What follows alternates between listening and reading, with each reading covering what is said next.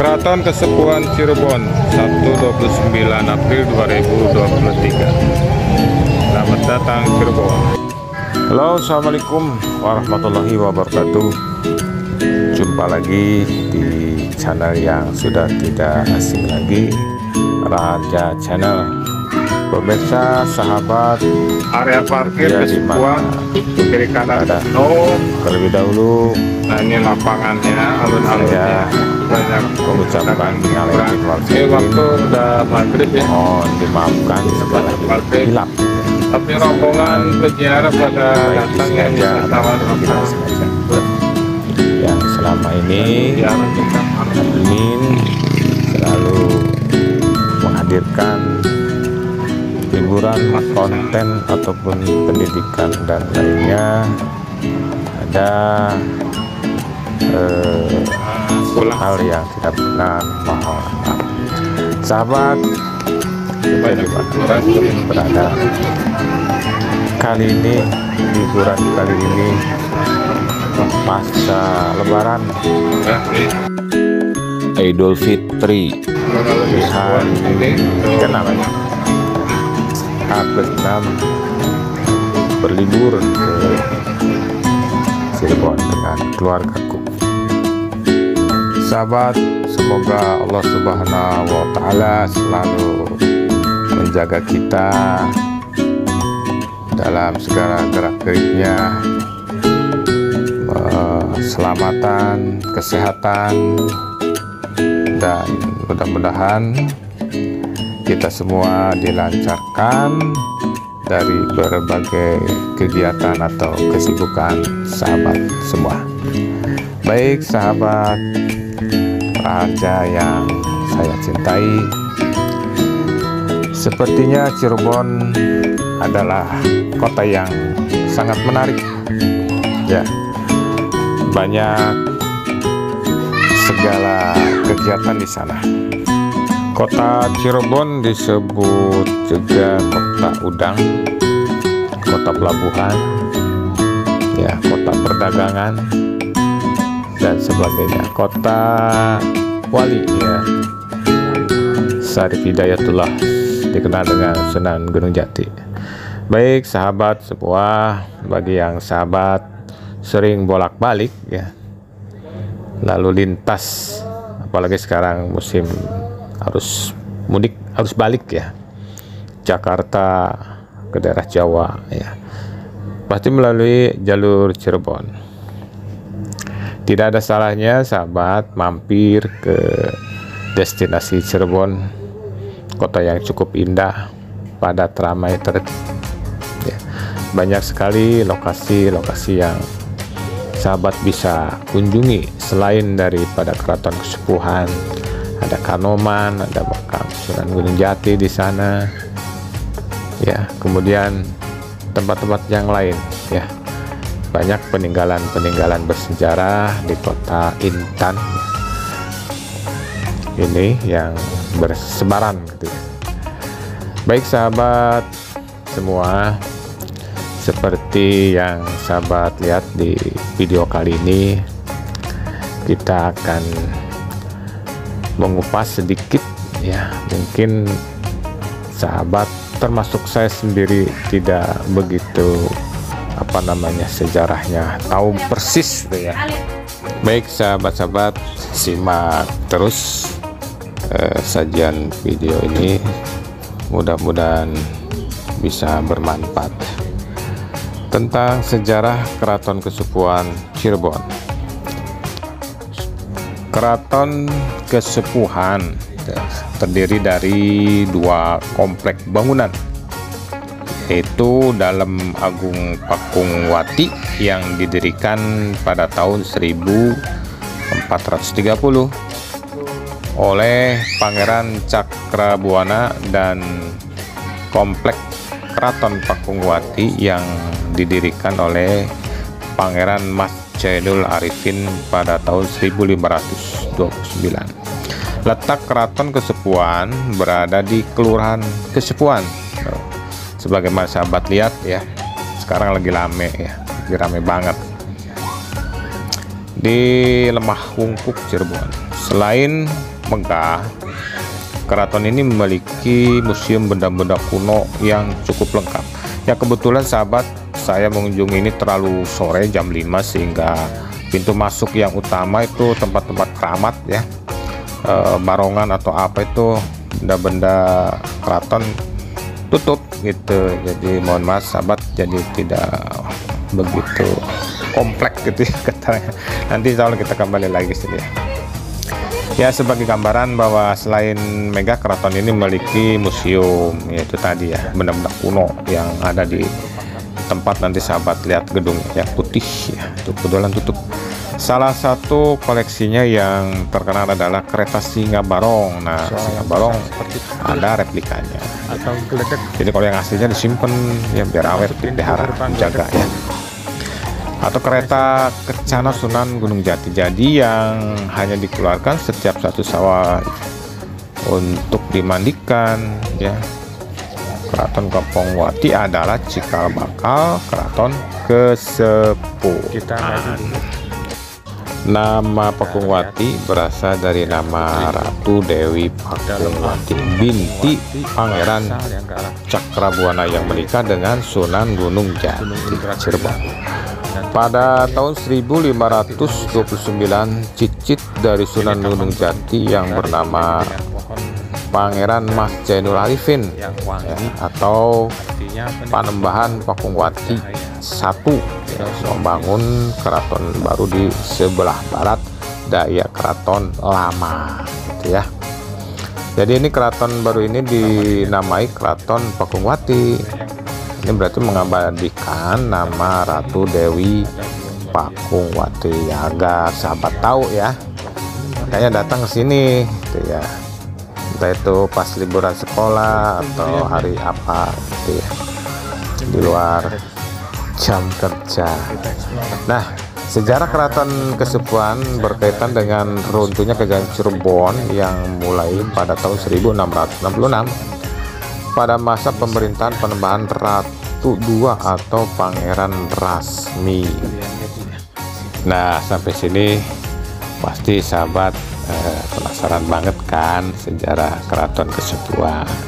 Maka dari itu sahabat dimanapun berada dari Sabang sampai Merauke, yuk kita mengenai lebih jelas ya kerajaan Islam Cirebon yang ada di Jawa Barat, tentunya Indonesia.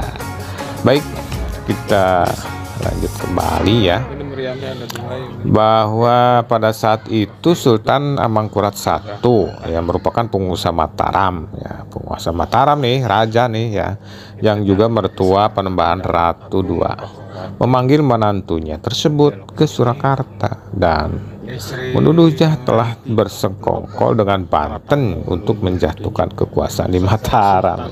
Ada juga zaman dulu ya perselisihan seperti ini ya, tidak asing lagi, apalagi sekarang perselisihan dunia nih yang lagi hangat-hangat yaitu Rusia dan Ukraina. Ya mudah-mudahan perdamaian tercipta ya sahabat ya, ya enggak. Ya sambil ngopi lah dengerinnya ya, nyimak ya. Baik, kita lanjutkan kembali bahwa setelah Panembahan Ratu II diasingkan dan wafat di Surakarta tahun 1667, kekosongan dalam kerajaan Cirebon diambil oleh siapa? Diambil oleh Mataram. Ya. Pengambilan alihan ini sepihak ini memicu keamarah dong dari Sultan Agung Tirtayasa yang berkuasa di Banten pada saat itu. Kita lanjut ya. Mungkin penasaran aja nih, banyak sih sebenarnya buku-bukunya yang bisa sahabat dapatkan ya tentang sejarah Cirebon. Oke.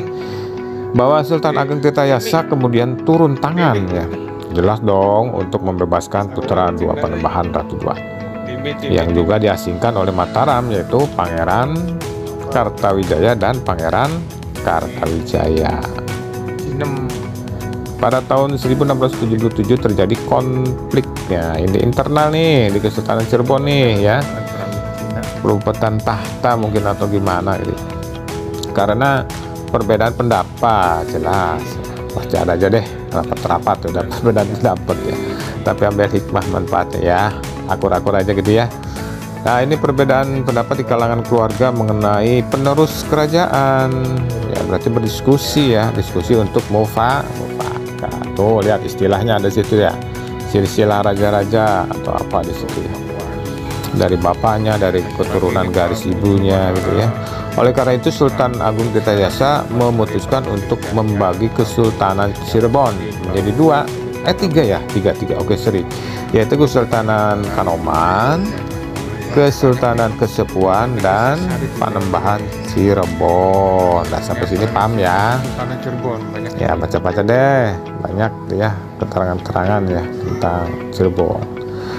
Kemudian Kesultanan Kanoman, kalau kita mau masuk nih lewat pecinan ya dari Hero apa namanya, Pak Terjasa itu ya, bahagia masuk ya pecinan tuh, toko-toko pasar. Itu letaknya, lokasinya Kesultanan Kanoman ya. Pada saat itu dipimpin oleh Pangeran Kartawijaya yang bergelar Sultan Anom I. Nah ya, bingung kan? Kesultanan Kesepuan diberikan kepada Pangeran Martawijaya yang bergelar Sultan Sepuh I dan Pangeran Wangsakerta menjadi penambah di Cirebon. Nah, pemirsa, sejak saat itu nih Sultan Sepuh I menempati Keraton Pakungwati yang kemudian berganti namanya menjadi Keraton Kesepuan. Nah, yang sahabat lihat, saya sekarang berada di lokasi Keraton Kesepuan. Ya, di sana di sebelah baratnya ada Masjid Agung Sang Hyang Ciptarasa, masjid kuno gitu. Masuk, saya juga masuk izin ya, sholat di situ. Banyak ramai gitu ya. Ya, silakan dapatkan informasi update pilihan ya tentang Cirebon ya, sahabat ya. Oke, nanti kita lanjut lagi ya. Nah, baik sahabat, sabar ya. Kita kupas lagi nih Cirebon ya. Cirebon kota udang. Ada kerupuk udang tuh, udang goreng ya, di pasar Kanoman banyak ditemukan ya. Udang goreng kering tuh rasanya nikmat, enak. Tanpa pulang udang goreng serasa belum nyampe ke Cirebon. Bener Pak, literasi ya. Asli gitu. Iya bener tuh. Di rumah hasil belanja udang goreng kering itu tuh ya, ada di bakulan-bakulan di pasar Kanoman. Kita goreng lagi di rumah buat ngopi-ngopi, enak, digado enak, nikmat, ngerenyes.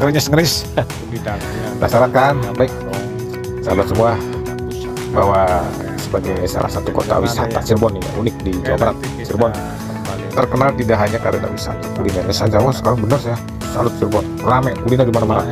Apalagi kalau lagi musim-musim apa namanya, puasa kemarin itu yang buka itu pada booking semua, nggak ada tempat. Saya udah 3 kali bolak-balik Cirebon, nggak ada tempat, nggak kebagian ya. Keempatnya baru kebagian itu pun kita booking cepat, 1 menit aja udah lewat, nggak dapat tempat kawan sahabat. Oke, mungkin sama ya di luar Cirebon juga demikian. Tidak hanya karena kulinernya yang mewakili ya oleh apa nih, nasi lengko atau apa ya, jamblang gitu ya, sebagai menu favorit ya, menu udang ya. Tapi juga karena destinasi wisata bersejarahnya. Yuk dengerin lagi nih. Cirebon dikenal sebagai juga kota keraton karena usut nih kota ini yang tadi saya sebutkan di atas tuh ya, memiliki 4 keraton. Awas nih ulangan nih, semester 2 kenaikan kelas, ulangan ada nih 4 keraton ya, yang kayak ini masih eksis dan ada dipimpin oleh sultan yang disegani masyarakat. Ada berarti bener nih ya. Untuk Anda yang ingin tahu banyak mengenai keraton-keraton Cirebon, dimulai dari Keraton Kesepuhan, Keraton pertama ya, simak sejarah Keraton Cirebon berikut ini ya. Nih, keraton bukanlah hal yang asing di Indonesia, banyak dong berkat kultur budaya masyarakat di masa lalu ya. Namun bisa dibilang tidak ada kota lain selain Cirebon yang memiliki 4 keraton, saudara ya. Sekaligus ada di dalamnya satu kota gitu. Hanya ada Cirebon 4 keraton. Keempat keraton yang ada di Cirebon ini tentu tidak muncul begitu saja, si musyawarah dong. Tapi ada kerajaan besar yang pemerintahan di Cirebon yang menyelimutinya. Sejarah Keraton Cirebon bermula dari didirikannya Keraton Kesepuan oleh Pangeran Cakrabuana yang merupakan anak dari Prabu Siliwangi dari Kerajaan Pajajaran. Meskipun Pangeran Cakrabuana yang dikenal sebagai Raden Walang Sungsang tersebut adalah putra sulung sekaligus berangkat menjadi penerus untuk menggantikan Raja Pajajaran. Namun Karena ia memeluk agama Islam, maka ia tak bisa menjadi raja di kerajaan Pajajaran yang masih bercorak kepercayaan Sunda Wiwitan yang kental dengan pengaruh apa, saudara? Hindunya. Itu sebabnya Cakrabuana memilih gitu, untuk menyingkir dari Pajajaran dan mendirikan keraton Cirebon. Ya, sampai sini paham ya? Baik. Seiring dengan perkembangan kekuasaan di Cirebon, terjadilah pembagian kekuasaan di antara keluarga Pangeran Cakrabuana, sehingga ada 4 keraton yang akhirnya didiami oleh para penerusnya.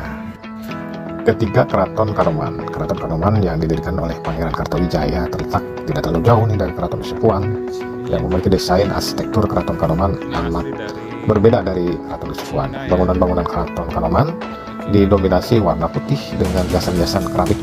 Di dindingnya terdapat berbagai